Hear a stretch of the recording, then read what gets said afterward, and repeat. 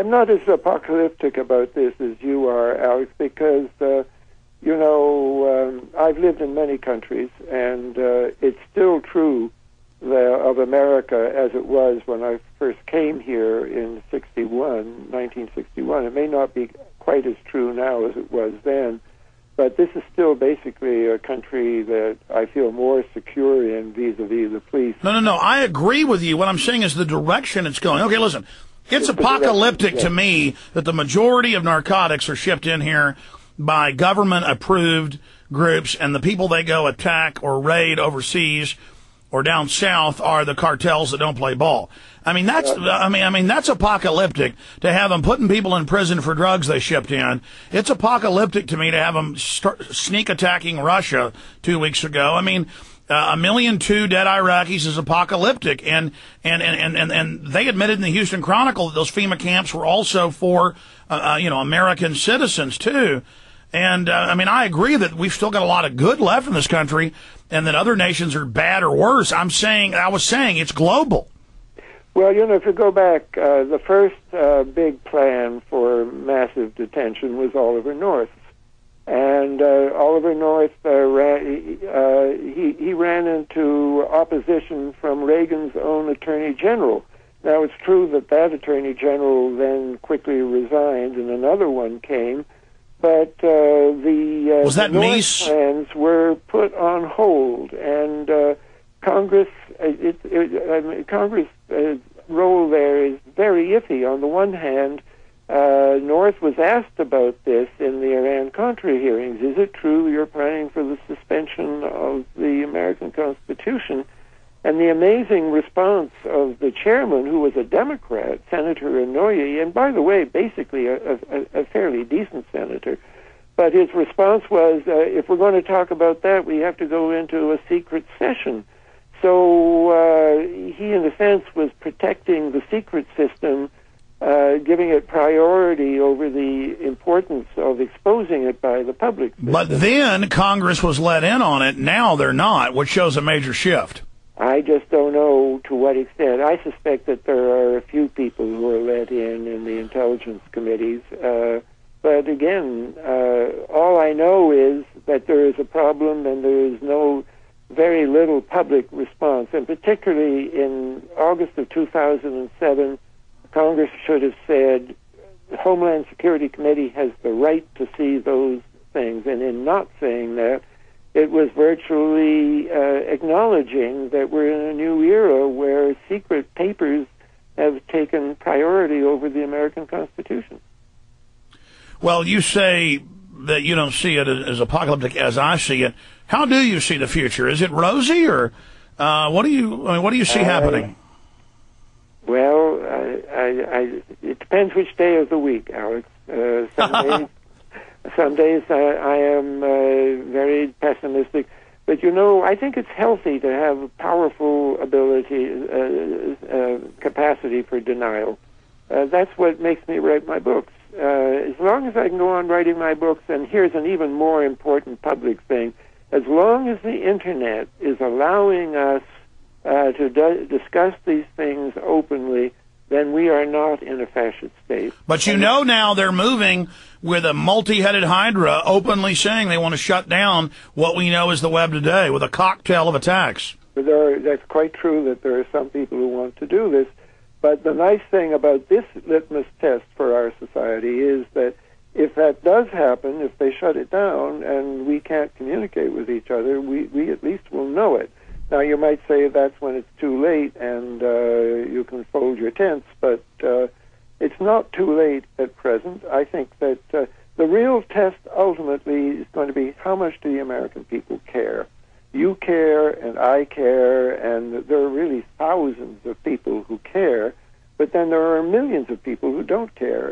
And the question is whether we can reach those millions, or enough of them, to create a change mentality in Congress. And I think that, it's really important to be talking about this right now because we have an election. We've got candidates who are coming and talking to the people. I think everyone who knows about COG should be asking the candidates in their district what is their position on COG. Make it a big issue. I totally agree with you. Excellent point.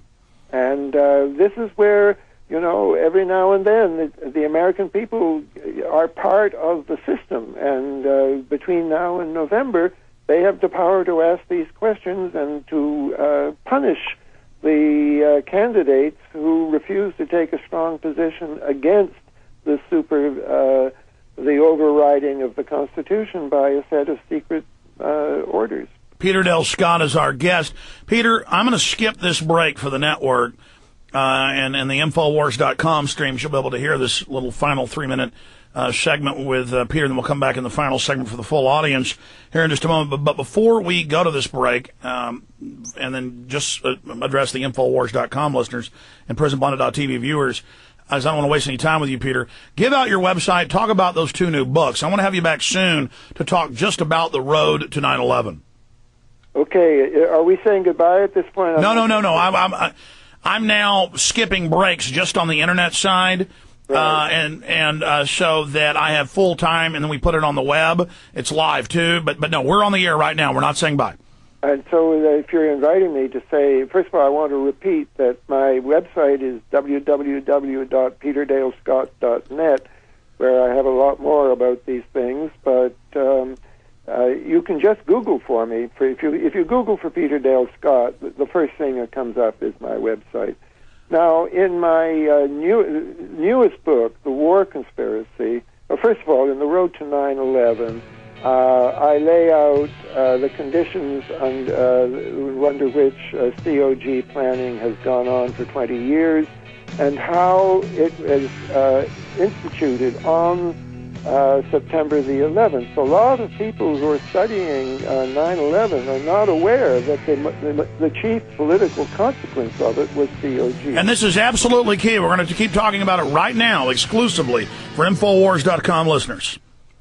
Peter, please continue. We're just on the internet feed right now, but it's hundreds of thousands listening for free and over 10,000 watching. Now I understand. Yeah. I mean, and that's what I should have you back up about for a full hour without getting into, you're right. It was implemented then. We are currently under COG. Explain that to people.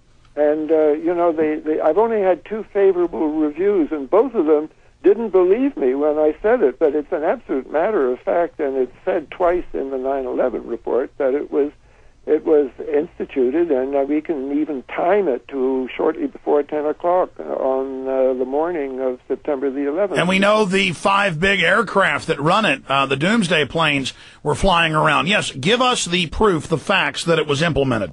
Well, no, I'd rather talk a bit about because I've really sort of shot my bolt on that, I have many other things to say in the road to 9/11, but my knowledge about what happened on that day is contained in 2 chapters. No, but I meant specifically about continuity of government being implemented.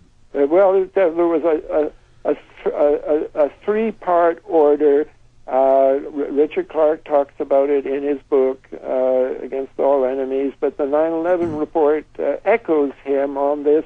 There was an order. The first part is innocuous, which was to provide fighter escort for the president's plane. The second one was, the important thing was that the second one was to implement COG, and so there's no doubting that it happened.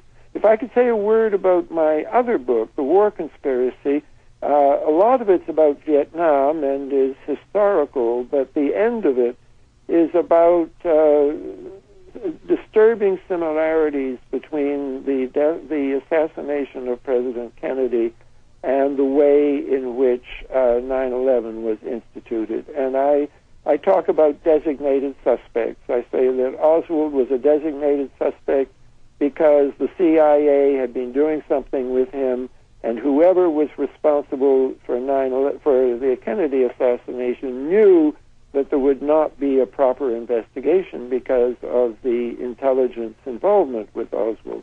And the same is true of 9/11. Now, I'm telescoping a great many similarities, but a key one is that at least 2, and probably more, of the alleged assassins, hijackers, were of such interest to the CIA that in both cases, both Oswald in 1963 and Al Anthony Darr and Al Hazmi in 2000, information that the CIA ought to have given to the FBI. They didn't give. And stay there. We're coming back to the full audience. I've got to have you back in the near future. Here we go. Here that build the big guns. Wow, I got to have Peter Dale Scott back soon for another hour just to get into his war conspiracy book. He was talking about similarities between the way they ran the JFK assassination and the way the Black Ops ran 9/11. All those telltale signs, the cover-ups, the activities, the supposed assassin, the hijackers. Springman, the head of the Visa section, he's in our new film Fabled Enemies. You can pre-order right now. It comes out in about a week and a half. Again, at Infowars.com. You have Springman right there, and he's going, I'm not letting him in. They're listed as terrorists. And he's told, no. That's a cover for their national security jobs. This is CIA. Let them in.